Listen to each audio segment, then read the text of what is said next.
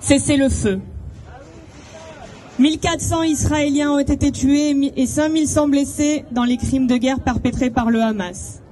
Plus de 7000 personnes, dont près de 3000 enfants, tués à Gaza par la vengeance collective criminelle d'Israël contre tout un peuple.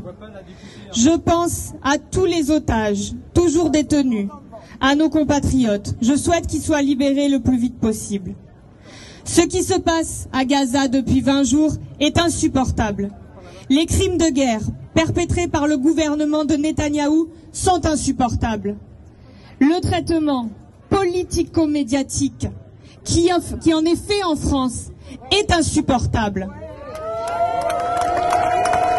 Hier, Israël a plongé 2 millions de Gazaouis dans le noir, a coupé toutes les communications avant de faire tomber une pluie de bombes sur la bande de Gaza. La coupure des communications à Gaza risque de dissimuler des atrocités de masse, alerte Human Rights Watch. Honte à celles et ceux qui ont juré leur soutien inconditionnel à Israël qui massacre les Palestiniens. À l'Assemblée nationale,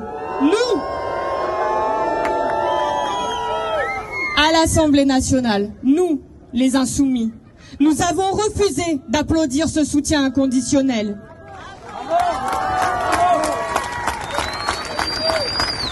Nous étions peut-être seuls à l'Assemblée à ne pas applaudir. Nous nous sommes sentis bien seuls. Mais nous sommes fiers aujourd'hui, je suis fière aujourd'hui de pouvoir dire que je ne fais pas partie de ceux qui trient parmi les victimes. Une vie palestinienne ne vaut pas moins qu'une vie israélienne.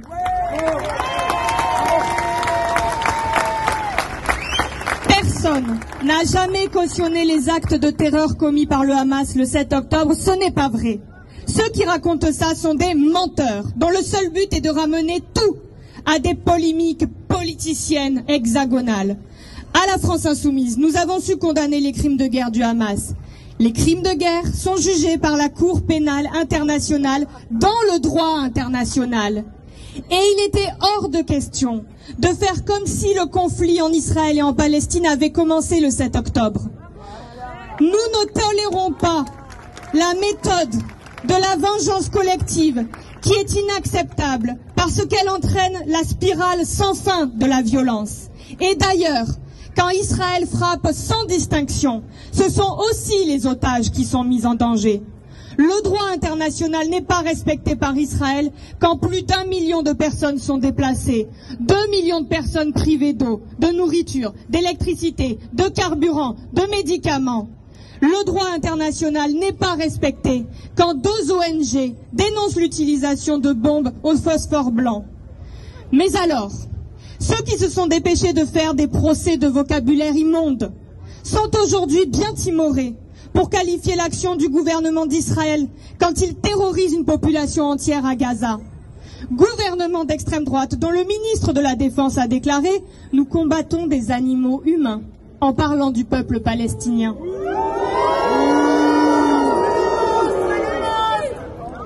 Antonio Guterres, secrétaire général à l'ONU, a dit hier, et je le cite, « Chacun doit assumer ses responsabilités. C'est un moment de vérité. L'histoire nous jugera tous. » Nous traversons un moment de tragédie qui exige le courage de la paix, qui exige de ne pas céder à l'escalade meurtrière de la guerre. Il n'y a qu'une chose qui importe aujourd'hui, sortir de la spirale infernale de la violence, défendre la solution à 2 États et le cessez-le-feu. Le cessez-le-feu.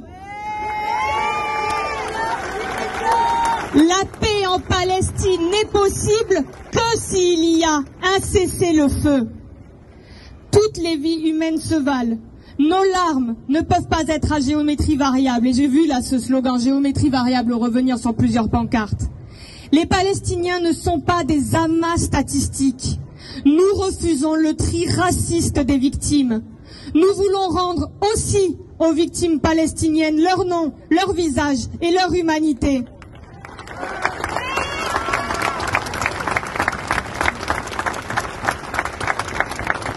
Et puisque la France n'est pas capable de porter la voix de la paix par la voix d'Emmanuel Macron et de son gouvernement, alors c'est le peuple français qui doit se faire entendre.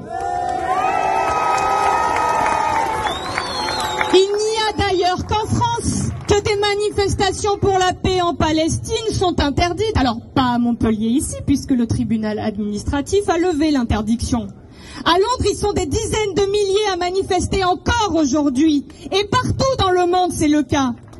Le peuple français ne défend pas les massacres. Il ne supporte pas l'injustice. Il fait entendre sa voix quand le peuple palestinien qui subit la politique coloniale d'Israël depuis 70 ans est maintenant menacé de nettoyage ethnique. La gravité du moment appelle à la solennité. Contre les antisémites, nous nous tiendrons toujours aux côtés de nos compatriotes juifs et juives. Face à l'horreur, nous défendons le droit des peuples à disposer d'eux-mêmes et les droits humains. Devant l'histoire, nos mots d'ordre sont « cessez le feu et la paix ».